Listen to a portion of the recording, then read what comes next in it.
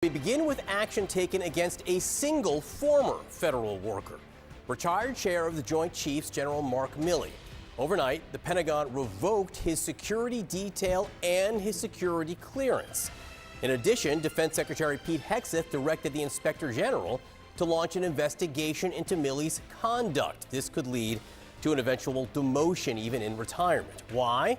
Well, General Milley, who was initially nominated by Trump himself, is seen to have stood up to him, including following the insurrection. Trump later suggested it was treasonous, that at, quote, times gone by, the punishment would have been death. This morning, it does seem the president is getting his retribution. Let's get right to CNN's Oren Lieberman at the Pentagon with these overnight moves. Good morning, Oren.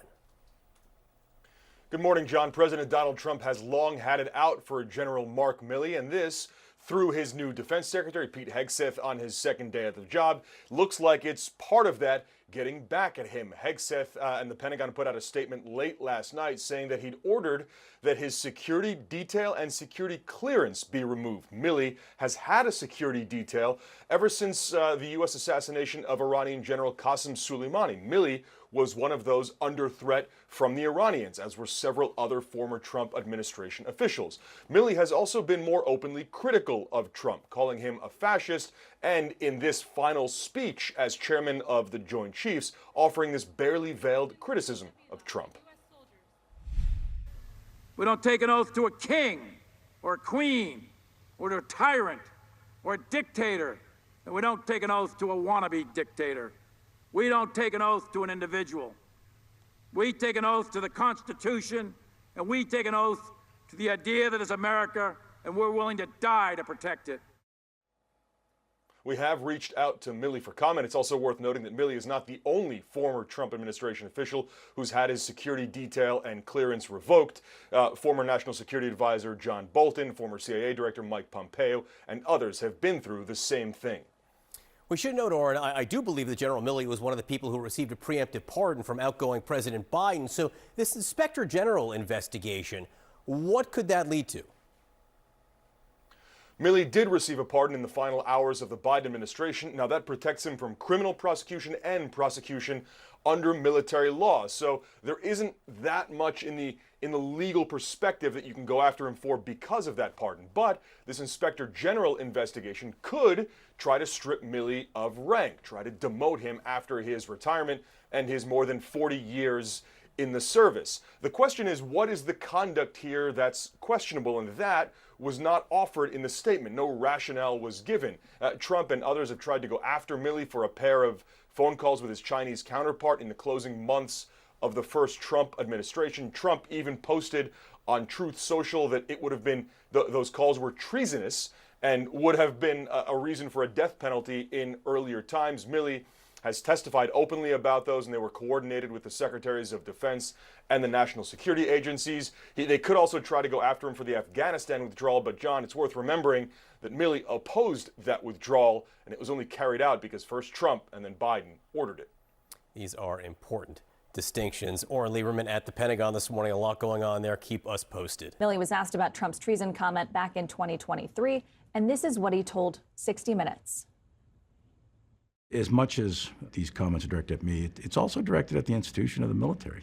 And there's 2.1 million of us in uniform. If we're willing to die for that document, if we're willing to deploy to combat, if we're willing to lose an arm, a leg, an eye, to protect and support and defend that document and protect the American people, then we're willing to live for it too. Joining me now to discuss, Stephen Collinson, CNN Politics senior reporter, Sabrina Rodriguez, national political reporter for The Washington Post, Megan Hayes, Democratic strategist and former director of message planning for the Biden White House, and Matt Gorman, Republican strategist and former senior advisor to Tim Scott's presidential campaign. Good morning to everybody. I mean, there are so many points of friction between Trump and Milley over the years that it's hard to pinpoint exactly which one this is coming from. There was also, of course, the time that Milley joined Trump when they walked across Lafayette Square during the Black Lives Matter protests, and Milley later apologized for appearing with Trump in that moment. Then there was, of course, the fact that he testified to the January 6th committee.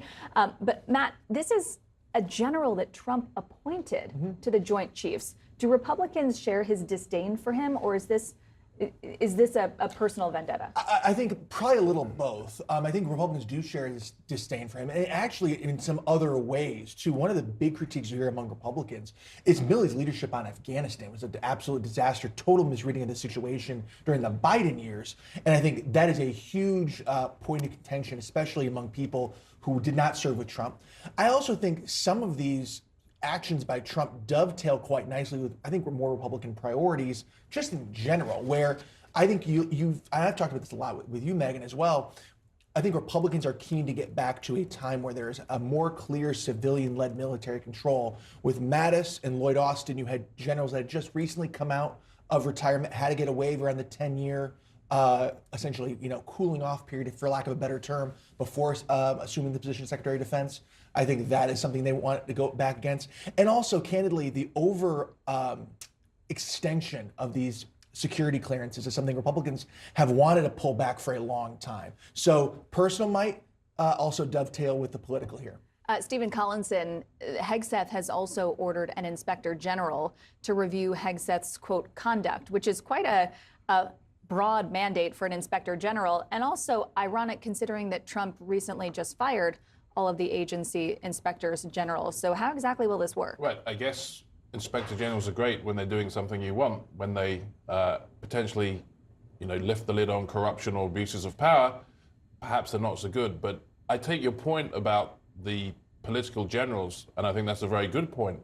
But at the same time, it's hard to look at this and not see personal retribution on behalf of the president, especially when you view it in the context of the withdrawn security details for former Secretary of State Mike Pompeo and John Bolton. It's interesting that this, along with the executive orders on the transgender troops, that's the first thing that Hegseth presided over as soon as he got to the Pentagon.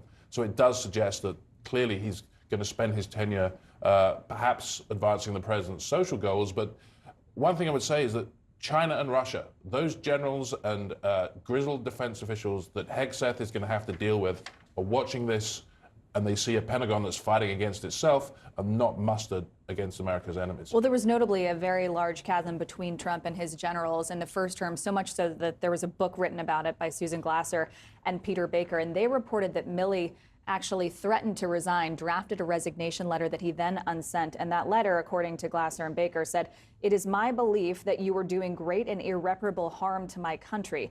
I believe that you have made a concerted effort over time to politicize the United States military. I thought that I could change that. I've come to the realization that I cannot." Of course, that was drafted by Milley and then unsent, reportedly. But Sabrina, how high are the stakes if you're a general in Trump's second administration and you see some of the actions that he's taken now? I mean, I think there has to be huge alarm for generals right now in the military, for anyone in the military, to see the politicization about this. I mean, to be clear, though, this is not surprising. This is something that Donald Trump promised. I think a lot of what we're discussing this morning, and we will be discussing in the days to come, are things that Donald Trump said specifically he was going to do on the campaign trail. And him talking about General Milley is one of those things where we knew there would be some type of retribution, there would be some type of, review. The blanket pardon that former President Biden put in place did not come out of nowhere. It came from motivations and the belief that Trump would be going after Milley. So I think for generals right now, there is a question how to toe this line of supporting the President of the United States, and you're supporting the Constitution, and you're supporting the American people. And how does that dovetail? Is there going to be, this moment of saying those are not in line with each other, or how do you navigate doing it? If you're President Biden, are you vindicated in issuing the preemptive pardon? I think President Biden is like, I'm out. I'm in California. I'm not involved in this anymore. You guys did this. I don't know, but I will say, I don't necessarily think it's vindication. I don't think that President Biden ever wanted to be in this situation. Knowing President Biden's relationship with Milley and with the military and how strongly he feels about the military, I don't want to say that he feels vindicated in this. He should have never been put in this position. And I appreciate the spin you're trying to put on this for Republicans being, the political is dovetailing with the personal, but let's be clear here. This is completely personal on Trump's part, and he's doing this to Milley for retribution, just like you were saying. We know this. But to your point earlier and what we talked about on Monday a lot on this set, other countries are watching here, and this is just weakening America's place in the world with other countries, because we are just letting China and other countries know we have all these weaknesses, and this is how you can get to us. And that, I think, is what the biggest takeaway mistake is going to be. Well, let's be Matt, quick final word. Let's be also honest. Milley's a political animal himself, right? That letter didn't get to Peter Baker and Susan Glasser because it fell out of a window, right? Milley leaked a lot of this stuff, and look, that's his right. But there are also consequences if you're on the wrong side of this stuff when it comes to elections, and he is now seeing that. Political, personal, doesn't matter. It's all the same.